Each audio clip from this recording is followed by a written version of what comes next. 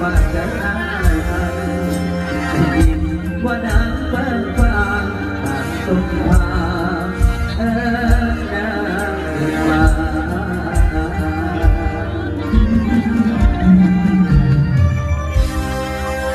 ละเดือนเก้ากายอายังทาจนฮอดเดือนธันวาก็ยังทาน้องเธอกาโอ